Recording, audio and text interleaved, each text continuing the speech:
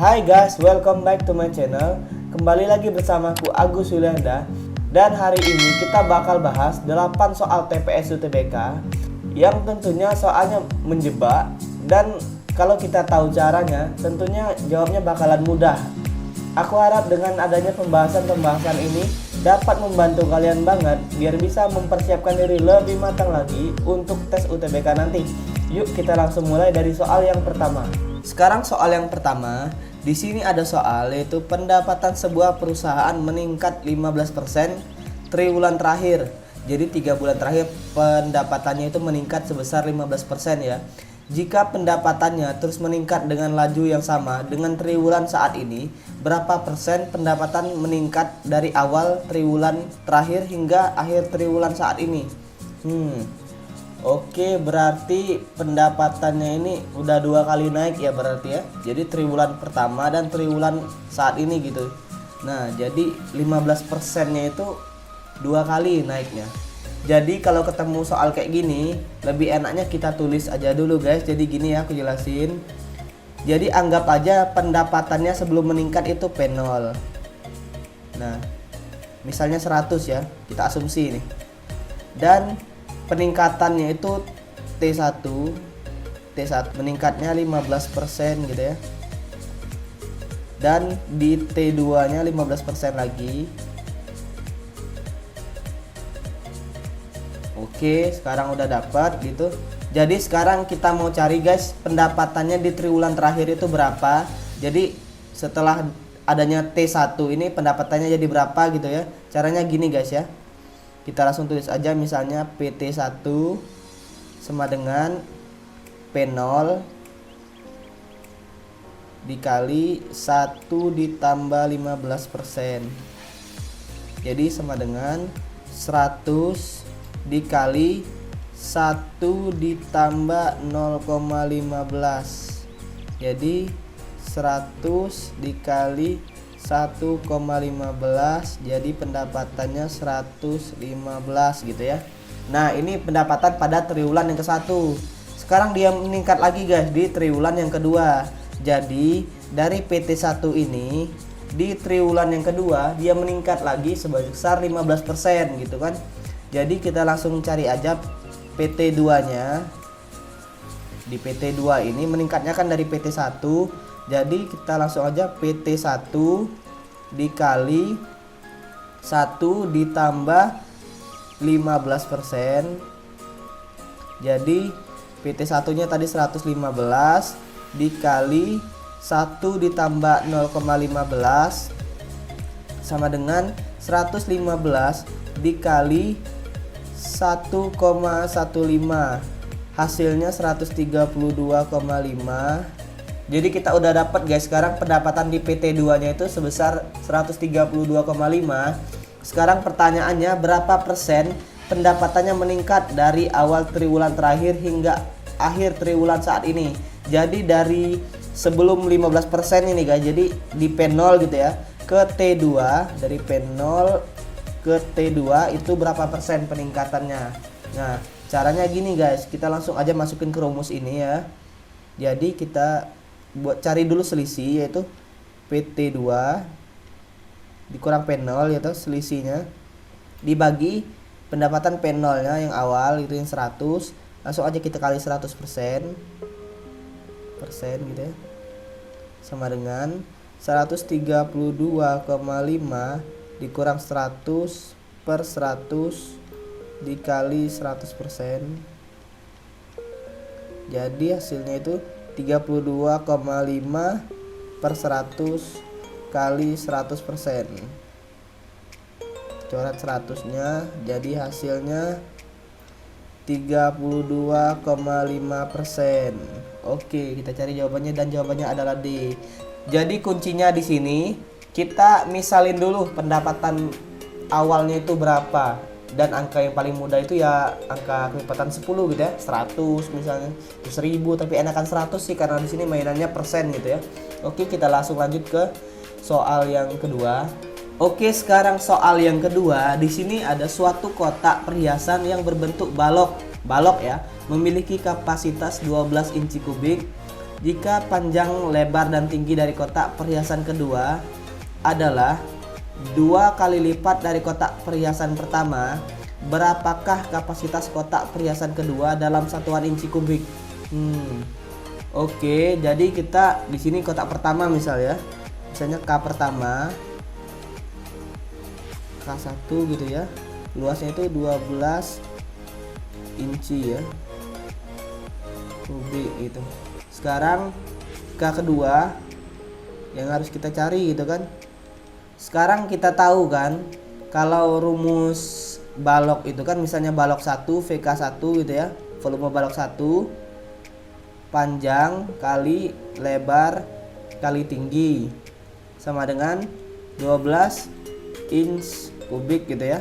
Nah, sekarang volume keduanya ini yaitu seluruh panjang lebar tingginya ini dikalikan 2 guys. Jadi seperti ini ya, VK2 nya kita langsung cari aja 2P karena panjangnya 2 kali lipat gitu ya, kali 2L, lebarnya juga 2 kali lipat, dan 2T gitu ya, sama dengan berapa gitu ya. Nah, kita langsung aja kan di sini 2-nya kita kaliin semua, jadi 2 kali 2 lagi, ini 2 kali 2 4, 4 kali 2 lagi 8, jadi 8 kali P kali L kali T sama dengan titik. Jadi kan P kali L kali T nya tadi kan udah dapat gini 12 inch ini, langsung aja jadi 8 dikali 12 sama dengan 8 kali 12 itu 96 inch kubik. Mudah banget kan cara jawabnya. Langsung aja nih udah dapet nih jawabannya E. Nah guys, jadi kalau ketemu soal seperti ini jangan pusing dulu gitu, nggak perlu digambar-gambar, langsung aja masukin rumusnya, nambahnya berapa kali lipat gitu ya. Langsung aja kita kaliin, dah ketemu sendiri deh jawabannya. Oke, kita lanjut ke soal yang ketiga. Sekarang soal yang ketiga ada lingkaran gitu ya. Jika O adalah pusat dari lingkaran berikut, jadi O ini titik pusat, juring AOB mewakili 3/8 bagian lingkaran. Oke, ini 3/8. Terus dan juring BOC mewakili 2/5 bagian lingkaran. BOC 2/5. Berapakah sudut AOC? Jadi ditanyain sudut ini ya, berapa derajat gitu kan. Oke. Cara mudahnya gini guys. Cara mudahnya yaitu kalian ingat kan kalau dalam suatu lingkaran itu jumlah sudutnya 360 derajat. Oke, pahami sampai sini dulu. Ini aku udah jelasin di video aku sebelumnya. Itu part berapa ya, nanti aku masukin di atas. Terus caranya langsung gini guys. Jadi ini dulu pahamin ya. Jadi langsung aja gini guys, kita cari sudutnya satu persatu gitu ya. Misalnya sudut AOB sama dengan 3/8, langsung aja kali 360 derajat ini. Oke, kita sederhanakan dulu, ini bisa dapat 45 gitu ya. Nah, dan 3 kali 45 itu 135 derajat, 135. Sekarang sudut BOC itu 2/5 dikali 360 ya, 360 derajat. Nah, ini kita sederhanain juga, dapatnya itu 72 ya. Langsung aja 2 kali 72 itu 144 derajat. Nah, sekarang kita mau nyari sudut AOC nya mudah aja guys. Jadi penjumlahan sudut semua ini kan 360. Langsung aja jadi sudut AOC ditambah sudut AOB ditambah sudut BOC sama dengan 360 derajat. Jadi sudut AOC sama dengan 360 derajat dikurang sudut AOB dikurang sudut BOC. Jadi sama dengan 360 derajat dikurang AOB-nya tadi 135 derajat dikurang lagi 144 derajat. Jadi dapatnya yaitu 81 derajat, guys. Nah, mudah banget kan kalau ketemu soal kayak gini. Jadi jawabannya langsung aja A. Jadi kalian ingat konsep ini udah aku jelasin juga di video-video sebelumnya gitu ya. Konsep segitiga juga, itu kalau segitiga itu 180 derajat. Nah, ini penting banget kalau kalian ketemu soal-soal yang berhubungan dengan sudut. Biasanya keluar yang ini aja ya. Ini sama ini. Oke, kita langsung lanjut ke soal yang selanjutnya. Sekarang soal yang keempat. Di sini soalnya yaitu Ani telah mengikuti tes matematika sebanyak N kali. Pada tes berikutnya, ia memperoleh nilai 83. Jadi setelah tes beberapa kali, sekarang dapat nilai 83 gitu ya. Sehingga nilai rata-ratanya jadi 80. Tetapi jika nilai tes tersebut 67, maka nilai rata-ratanya jadi 76. Nilai N adalah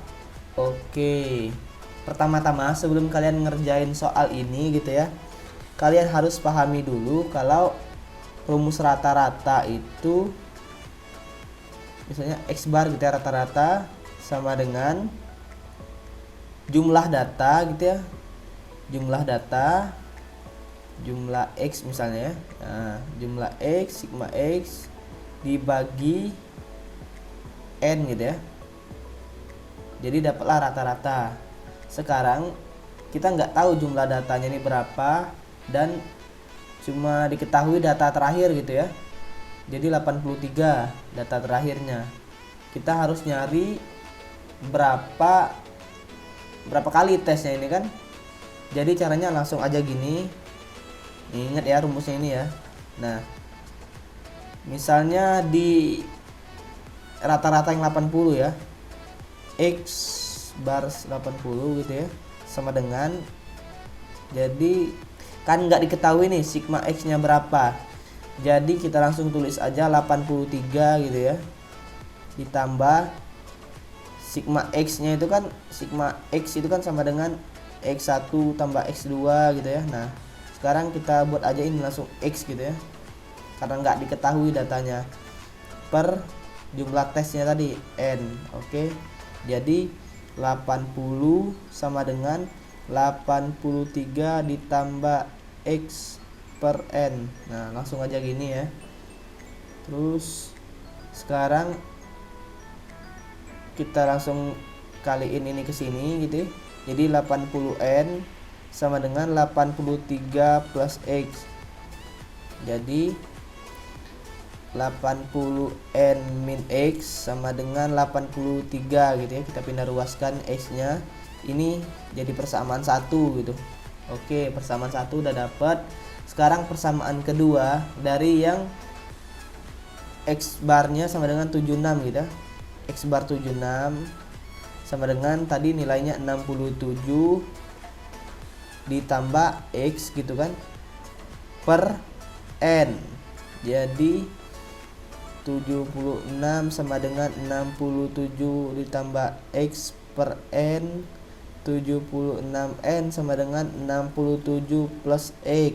Jadi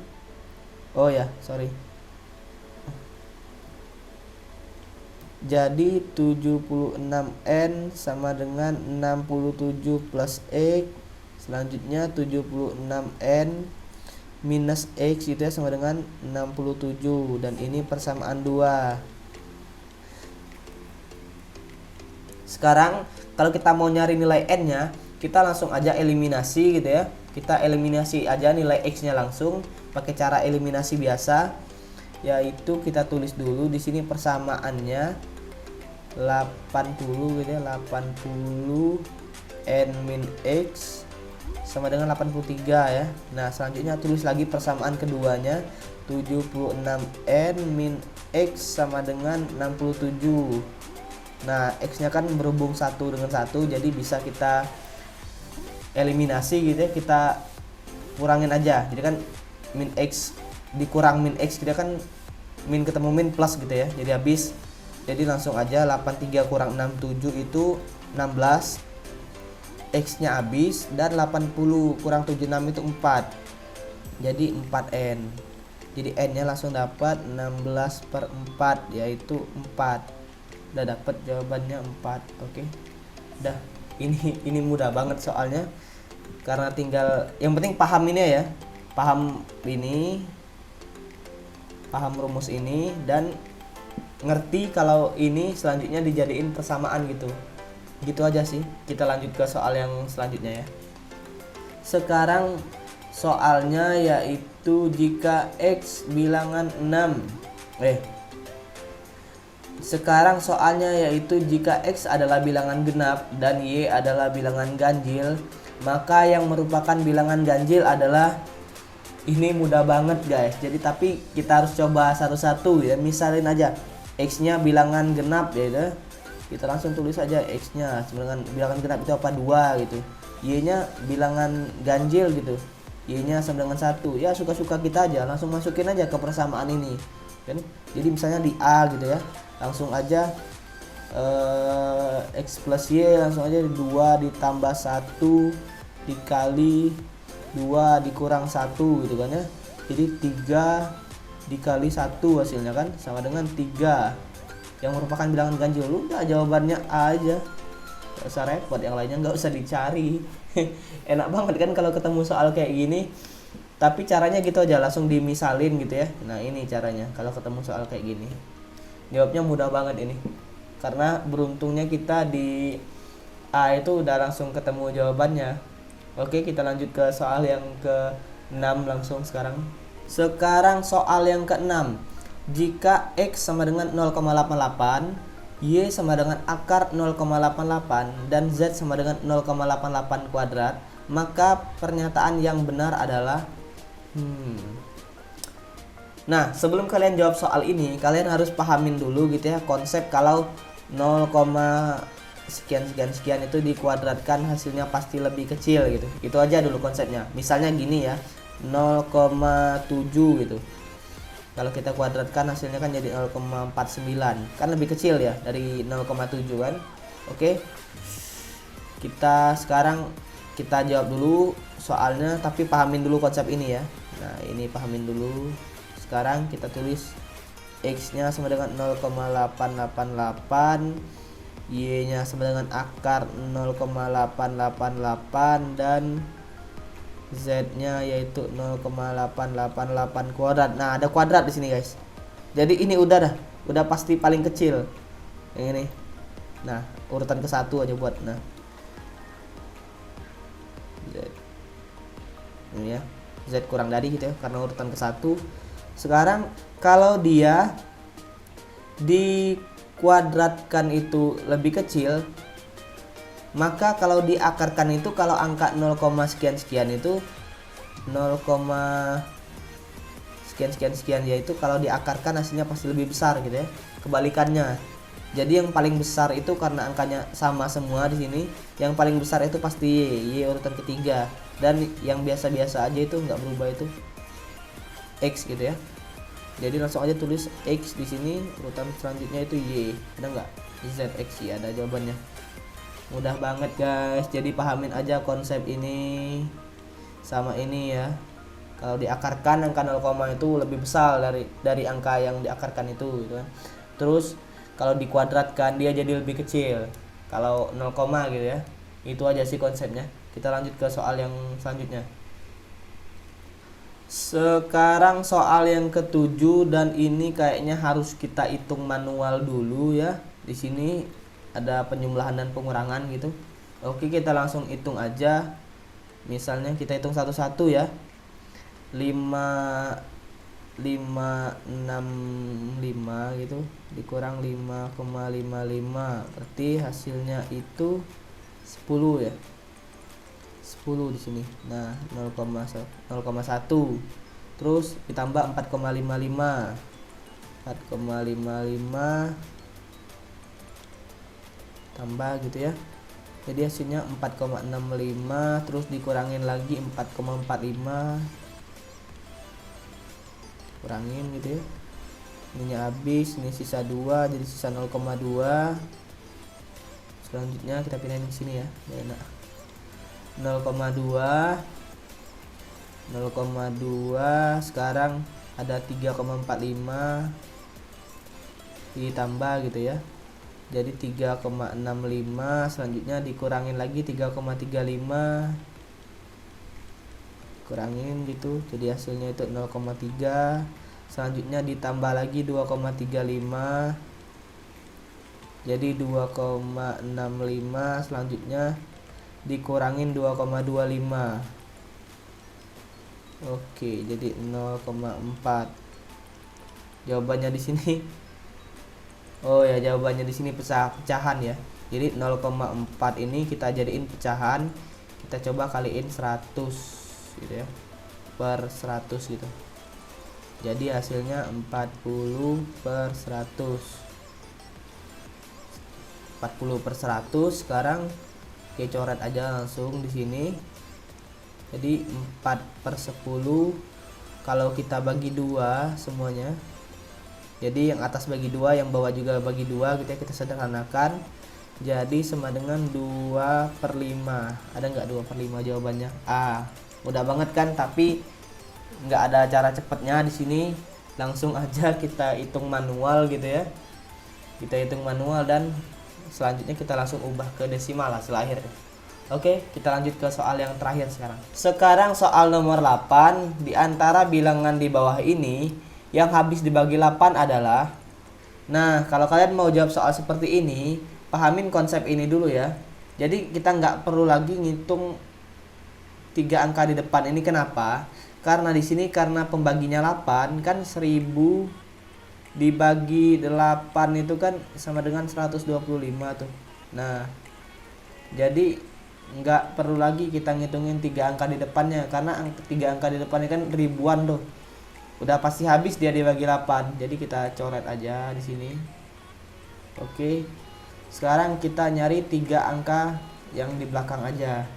Kita coba mulai dari yang E ya. Jadi E angkanya 890. Kalau dibagi 8 habis nggak? Kita lihat dulu di sini. Kalau 800 dibagi 8 itu kan dapatnya 100 gitu ya. Jadi 800 gitu ya di sini. Sisanya jadi 90, kita kurangin. Kalau 90 dibagi 8 itu kan nggak bisa. Soalnya 8 dikali 11 itu kan 88 hasilnya. Jadi salah gitu. Sekarang D. Kalau D 567 dibagi 8, kita lihat 56 nya bisa dibagi 8. Oke, 7 nya nggak bisa, coret berarti. Sekarang yang C 678. Kita lihat dulu. Kalau yang mendekati ini kan 8 dikali 80 itu 640. Sekarang kita lihat 38. Kayaknya nggak ada deh kelipatan 8 ini yang 38 gitu ya. Soalnya 32 ke 40 habis itu berarti C salah. Selanjutnya B. Yang B 789 udah pasti salah, soalnya nggak ada kelipatan 8 itu yang hasilnya 9. Sekarang A. Kemungkinan jawabannya A ya. 456. Kita lihat dulu 456 di sini.